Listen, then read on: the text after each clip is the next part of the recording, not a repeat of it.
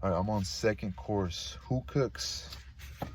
Who's cooking your food anyway? What strange beast lurks behind the kitchen doors? You see the chef? He's the guy without the hat with the clipboard under his arm, maybe his name stitched in Tuscan blue on his starch white chef's coat next to those cotton Chinese buttons. But who's actually cooking your food? Are they young, ambitious culinary school grads putting in their time on the line until they get their shot at the big job?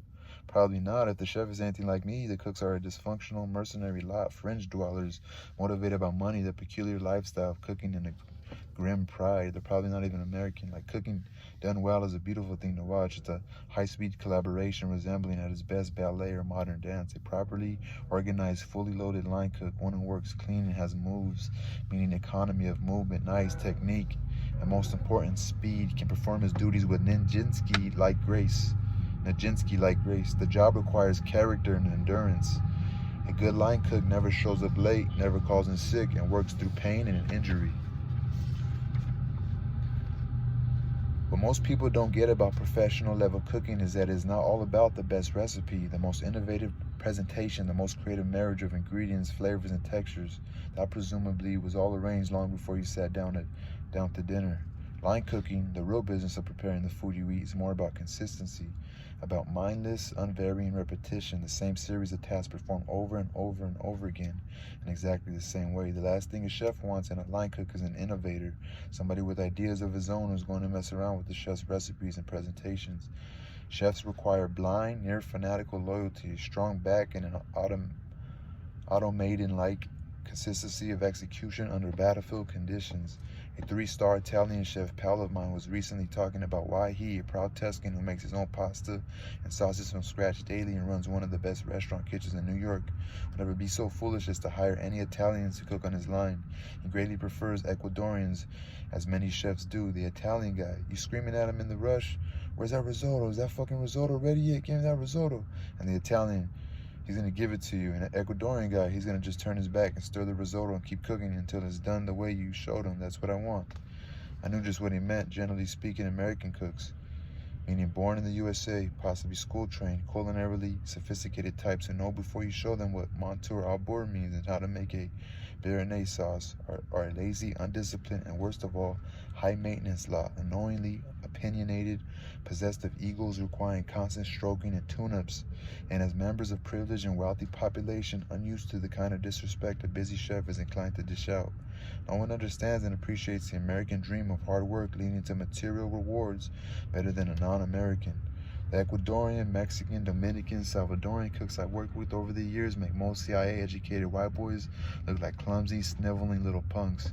In New York City, the days of the downtrodden, underpaid illegal immigrant cook exploited by his cruel masters have largely passed, at least where quality line cooks are concerned. Most of the Ecuadorians and Mexicans are hired from a large pool, a sort of farm team of associated and often related former dishwashers are very well-paid professionals, much sought after by other chefs. Chances are they've worked their way up from the bottom rung. They remember well what it was like to empty out grease traps, scrape plates, haul leaking bags of garbage out to the curb at 4 o'clock in the morning. A guy who's come up through the ranks, who knows every station, every recipe, every corner of the restaurant, and who has learned, first and foremost, your system above all others is likely to be more valuable in long term than some bedwetting white boy whose mom brought him up thinking the world owed him a living and who thinks he actually knows a few things. You want loyalty from your line cook? Somebody who wakes up with a scratchy throat and a slight fever and thinks it's okay to call in sick is not what I'm looking for. While it's necessary for cooks to take pride in their work, it's a good idea to let a good cook stretch a little now and again with the occasional contribution of a special or a soup. That is still this is still the Army. Ultimately, I want a salute and a yes, sir. If I want an opinion from my line cooks, I'll provide one. Your customers arrive expecting the same dish prepared the same way they had it before. They don't want some budding Wolfgang Puck having fun with kiwis and coriander with the menu item they come to love. There are plenty of exceptions, of course. I have a few Americans in my traveling roadshow, a few key people whom I tend to hire over and over as I move from place to place. The relationship between chef and sous chef can be a particularly intimate one, for instance, and it's nice to have someone with a similar background and worldview when you're going to spend almost every waking hour together. Women line cooks, however rare they might be in the testosterone-heavy male-dominated world of restaurant kitchens, are a particular delight. To have a tough as nails, foul-mouthed, trash-talking female line cook on your team can be a true joy and a civilizing factor in a unit where conversation tends to center around who's got the bigger balls and who takes it in the ass. I've been fortunate enough to work with some really Studley women line cooks. Reads these. No week reads these. One woman, Sharon, managed to hold down a busy saute station while 7 months pregnant and still find time to provide advice and comfort to a romantically unhappy broiler man. A longtime associate, Beth, who likes to refer to herself as a grill bitch, excelled at putting loudmouths and fools in their proper place. She refused to behave any differently than her male co-workers. She changed in the same locker area, dropping her pants right alongside them. She was as sexually aggressive and as vocal about it as her fellow cooks, but unlikely to suffer behavior she found demeaning. One sorry Moroccan cook who pinched her ass found himself suddenly bent over a cutting board with Beth dry humping him from behind, saying, "How you like it, bitch?" The guy almost died of shame and never repeated that mistake again. Another female line cook I had the pleasure of working with arrived at work one morning to find that an Ecuadorian pasta cook had decorated her station with some particular ugly, hardcore pornography of pimply-ass women getting penetrated in every orifice by pot-bellied guys with prison tattoos and back hair. She didn't react at all, but a little later, while passing through the pasta man station, casually remarked, "Jose, I see you brought in some photos of the family. Mom looks good for her age." Missing place is a religion of all good line cooks. Do not fuck with the line cook's mise, meaning his setup. His carefully arranged supplies of sea salt, rough cracked pepper, softened butter, cooking oil, wine, backups, and so on. As cook, your station is its condition. Its state of readiness is an extension of your nervous system, and it is profoundly upsetting if another cook or, God forbid, a waiter disturbs your precisely and carefully laid out system. The universe is in order when your station is set up the way you like it. If you know where to find everything with your eyes closed, everything you need during the course of the shift is at the ready at arm's reach. Your defenses are deployed. If you let your missing place run down, get dirty, and disorganized, you'll quickly find yourself spinning in place and calling for backup. I worked with a chef who used to step behind the line to a dirty cook station in the middle of the rush to explain why the offending cook was falling behind. I worked with the chef who used to step behind the line to a dirty cook station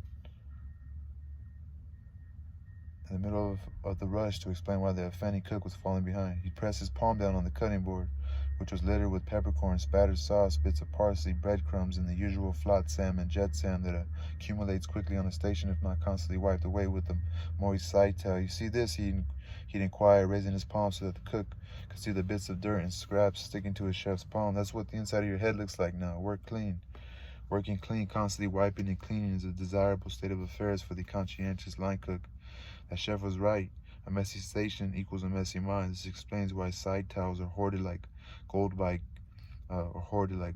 good line cooks. When the linen order arrives, the smart cooks fall onto it voraciously, stashing stacks of valuable objects anywhere they can hide them. One cook I knew would load them above the acoustic tile on the ceiling above his station, along with his favorite tongs, favorite non-stick pans, slotted spoons, and anything else he figured he needed on his station and didn't want another cook to get. I'm sure that years later, though that restaurant has changed hands many times since, future generations of cooks are still finding stashes of fluffy, clean side towels.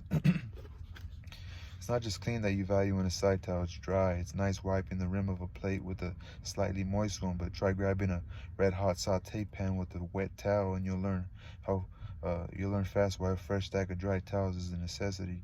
Some traditional European kitchens still issue 2 towels per cook at the beginning of the shift, one to work with while the other dries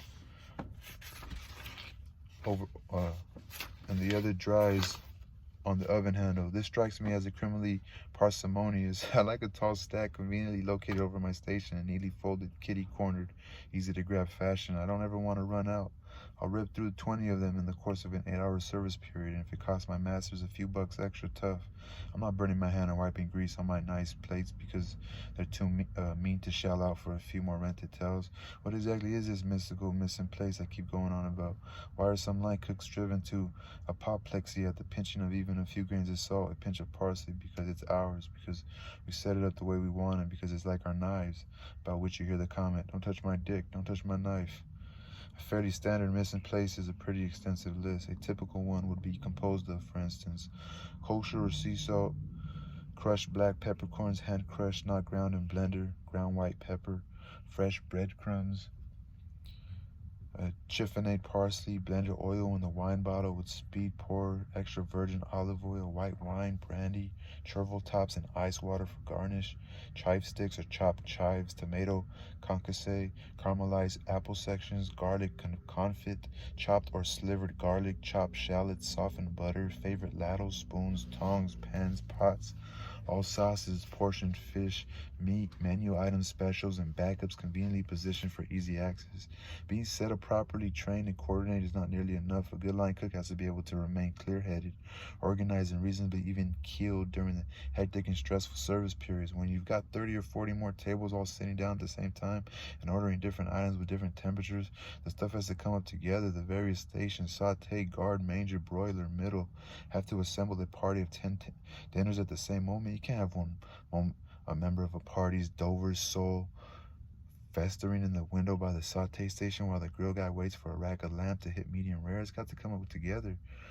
Your hero line cook doesn't let the screaming, the frantic cries of "Is it ready yet?" the long and potentially confusing list of doneness all working at the same time throw him off. He's got to keep all those temperatures straight in his head, remembering which steak goes with that.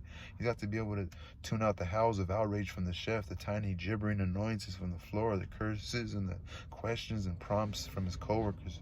Ready on 7, via, let's go, vámonos, coming up on 7. The ability to work well with others is a must. If you're a saute man, your grill man is your dance partner, and chances are you're spending the majority of your time working in a hot, uncomfortably confined, submarine-like space with them. You're both working around open flame, boiling liquids with plenty of blunt objects at close hand. And you both carry knives, lots of knives. You have better get along. It will not do to have two heavily armed cooks duking it out behind the line over some perceived insult when there are vats of boiling grease and a razor-sharp cutlery all around.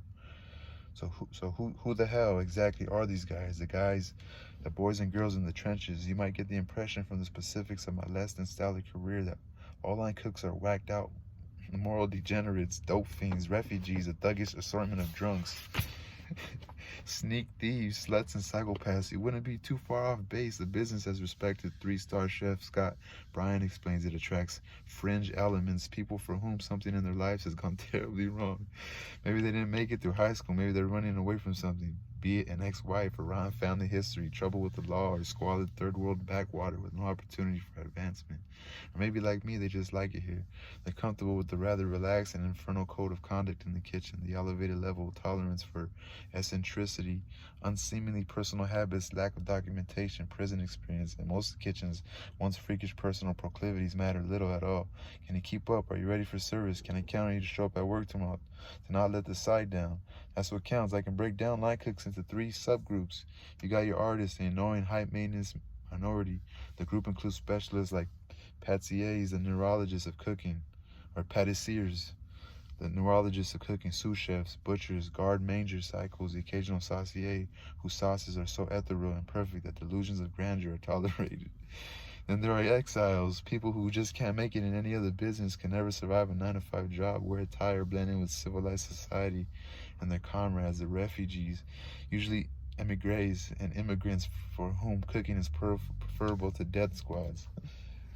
Poverty, or working in a sneaker factory for $2 a week. Finally, there are the mercenaries, people who do it for cash and do it well. Cooks who, though they have little love or natural proclivity for cuisine, do it at a high level because they are paid well to do it and because they are professionals. Cooking is a craft, I like to think, and a good cook is a craftsman, not an artist. There's nothing wrong with that. The great cathedrals of Europe were built by craftsmen, though not designed by them.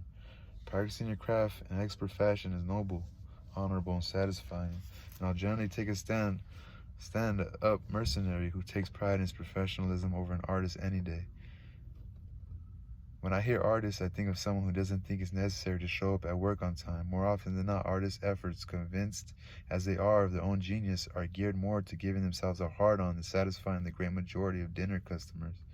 Personally, I prefer to eat food that tastes good and is an honest reflection of its ingredients than a 3-foot-tall caprice constructed from lemongrass, lawn trimmings, coconuts, and red curry. You could lose an eye trying to eat that. When a job applicant starts telling me how Pacific Rim cuisine turns them on and inspires them, I see trouble coming. Send me another Send me another Mexican dishwasher anytime. I can teach him to cook. I can't teach character. Show up at work on time 6 months in a row and we'll talk about red curry paste and lemongrass. Until then, I have 4 words for you. Shut the fuck up. Alright, that's the end of that one. But we're already on, we're on second course. That was the end of Who Cooks.